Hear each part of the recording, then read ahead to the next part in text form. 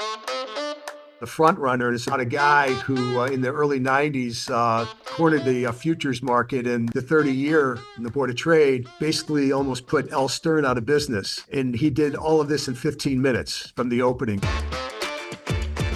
Where did you come up with the idea of the Frontrunner? It was from a magazine called The Reader in Chicago. Once I read it, I said this would be a perfect screenplay. I mean, just I want to write the story about this guy. Our experience, there are many people like this character in the Frontrunner on a smaller scale, of course. How did you develop the character? It's based on the article, based on the real character.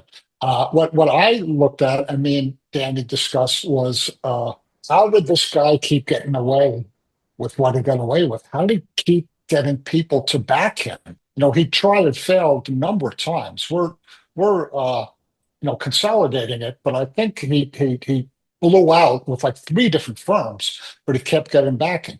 So we came up with the idea that he's very charming, he's very handsome, he has a way with words, he has a way of convincing people to do things like a con man. Danny and I came up with a nickname for him, as we call him the charming Sundeck. That's basically what he is. He charms people into things, and his intent or his true personality is that he's a thief or a con man. Is the female character based on a real person?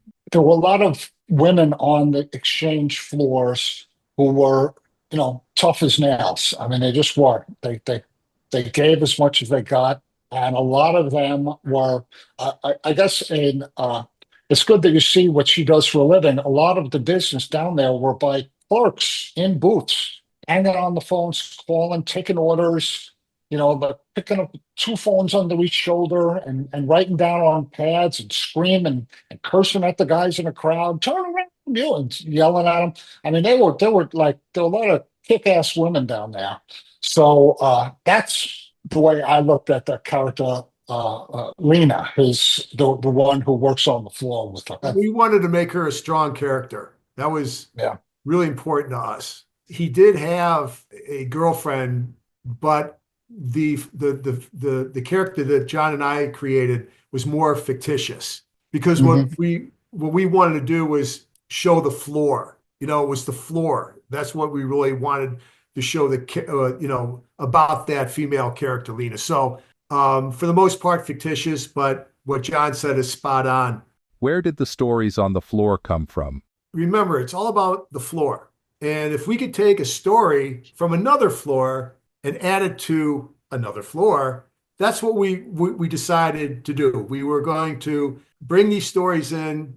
How crazy, the one that I'm going to let John talk about, it happened on the American, but we both decided, let's put it like it happened on the Board of Trade. Eating the Bug story was in there. But a lot of, you got a lot of guys hanging around, especially, like July and August. There's not much going on. A lot of pent-up energy. There were eating contests and people betting on whether someone can throw a ball from his knees to the ceiling. Like, there were crazy things. One that isn't in the script, I don't think it's going to go in, or maybe it will be. I remember this. You had, on the American Stock Exchange, you had a lot of quantitative guys because of derivative products and all that. And there was a guy who was betting someone on a coin flip. And the bet was he had to use his coin, and he had to stand in his spot, and he had to flip the coin. He would always choose heads, and so he would get 10. So he would bet guys, and he would win. One guy in the spider crowd, who was a real quantitative guy, he was into him for $40,000 because being quantitative, thinking, well, it has to turn, and it kept doubling and doubling. And me being a regular guy from the street, going like, it's rigged. Something's rigged about it. But that's an example of the kind of things that happen on the floor all the time. It was just a big room with a bunch of people, and when it was slow, they found a ridiculous way to occupy their time.